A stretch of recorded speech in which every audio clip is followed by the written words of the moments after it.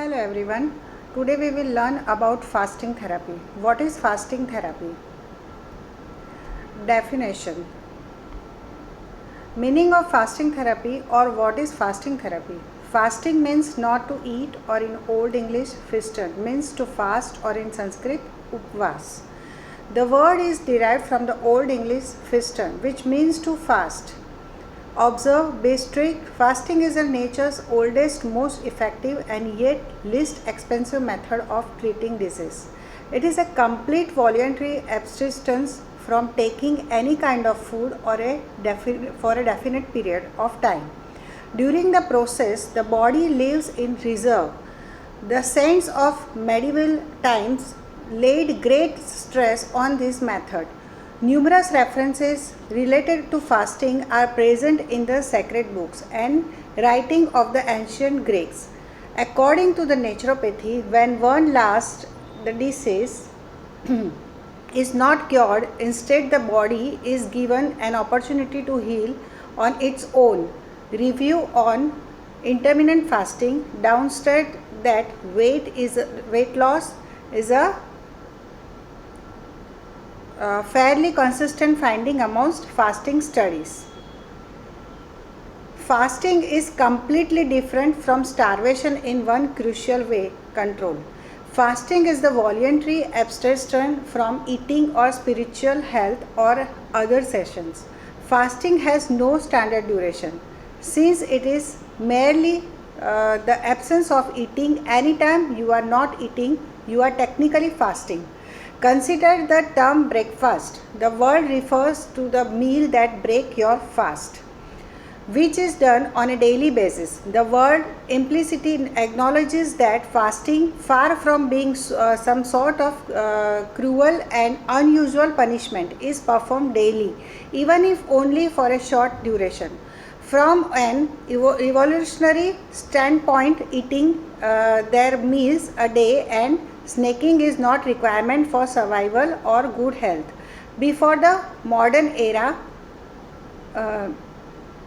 food availability was unpredictable and high irregular. Periods without food could last weeks or for even months. As societies developed agriculture, these periods of famine were gradually reduced and even actually eliminated. Importance of fasting. The root cause of most of the disease is accumulation of toxic matters in the digestive system. Fasting is considered as one of the most important method of nature cure. Fasting is practiced to enable nature to perform its cleansing process in the body without any hindrance and without any additional load of food to digest. The digestive organs are given a rest to enable them to regain their health and work efficiently. Fasting was prescribed in all religions in some way or the other. It is a practice which exists in all religions. Fasting is an integral part of spiritual control over the senses. It is a yogic practice because it reduces the tamasic elements in the body. Tamas is the greatest obstacle to meditation. Fasting and long hours meditation are two practices which always go together. The medical science has proved fasting is medicine for many bodily ailments. It balances the nervous system, it necessary energy, vitality, the confidence. Purpose of fasting. When we turn back the pages of history or look at our roots and oldest norms, fasting is instrumental in treating disease, and it is the cornerstone of natural healing.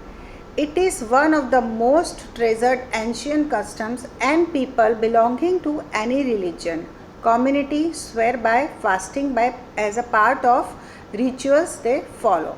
Some top names in the field of medicine like Hippocrates, Galen, Paracelsus and others have said a big yes to this system of healing, and it is also recommended as treatment for various diseases.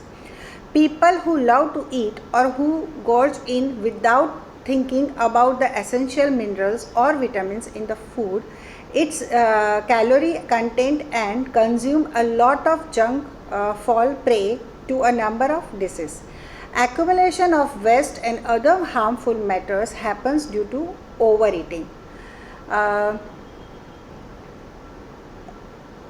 When proper burning out sessions is not followed, only eating and no exercising, it tumbles the digestive system and the different organs, clogging up one's system with poison and dirt. The body malfunctions, which problems cropping up in the waste elimination and digestion.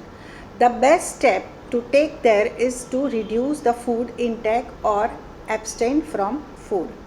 When you deprive the body of food, the different organs such as the liver, kidney get time to deal with the overload of accumulated waste. And thus fasting is one of the choicest ways to purify the body, to negate it from poisons. In this way, you can put an end to the days of wrong eating and unbalanced diet. The tissues get replenished and the blood also get regenerated. Fasting is a ritual or activity common across almost all religions. Most religions advocate fasting on special, usually auspicious days as a means of purify the body and soul. There are many kinds of fast and each of associated with special benefits. For instance, you could go on a water fast, juice fast, non-cereal fast, non-food and non-water fast for a day. Sattvic food fast, religious fast or naturopathy or therapeutic fast. Classification of fasting according to the duration. Short-term fasting. Short-term fasting is practiced a minimum for 2 days and maximum for 5 days. The calories intake is restricted to 500 kilocalorie.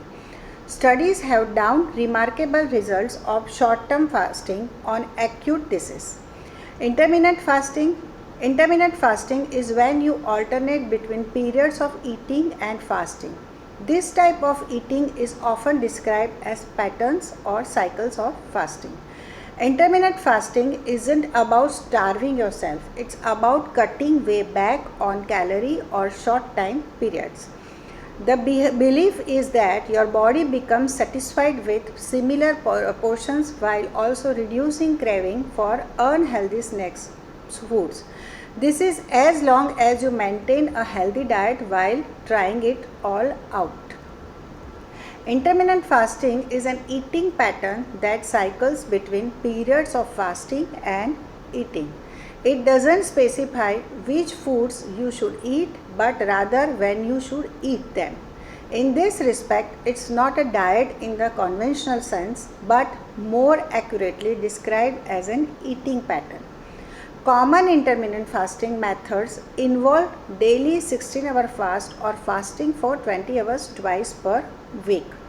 There are several different ways of doing intermittent fasting, all of which involve splitting the day or week into eating and fasting periods.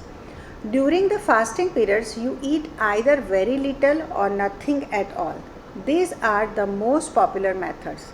The 16/8 method, also called the Lange's protocol.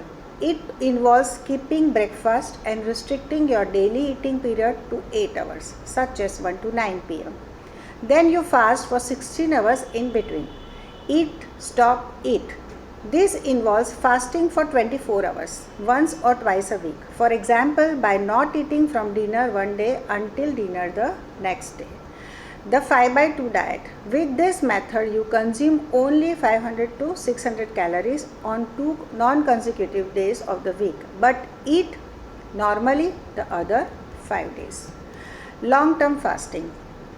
This type of fasting lasts for more than 10 days. Long-term fasting can take several different forms. The most extreme is a dry fast, consuming nothing at all, food or water. This is definitely not advisable, as it's very dangerous to go for more than a day or so without drinking. Water fasting means drinking only water but consuming no calories during the fast. Another technique is juice fasting or consuming only fruit and vegetable juices. Some people also fast on broth or extremely low calorie protein mixes. Long term fasting is definitely an integrating idea. Humans certainly have the ability to endure long periods of famine, but that doesn't mean it's healthy. So far, there is some substantial evidence showing benefit for weight loss. But whether this weight loss is actually sustainable in the long term remains to be proven. And in most cases, you can get all the physical benefits of long term fasting from intermittent fasting or even just a ketogenic diet, without all the attendant risk of completely abstaining from food or several weeks at a time. So, for purely physical health reasons, longer fasts aren't great because they have increased danger without any increased benefits. For the vast majority of the people, it's much better idea to use intermittent fasting or alternate day fasting, like 24 hours of feeding followed by 24 hours fasting, and perhaps a ketogenic diet to reap the physical benefits of food restrictions without the very real danger of longer fast for mental health and spiritual practice. On the other hand, longer fasts do have some advantages over intermittent fasting. Whether the benefits outweigh the risk is a decision everyone has to take individually. Don't take the danger lightly and make sure to do your own research before you make your choice. Thank you.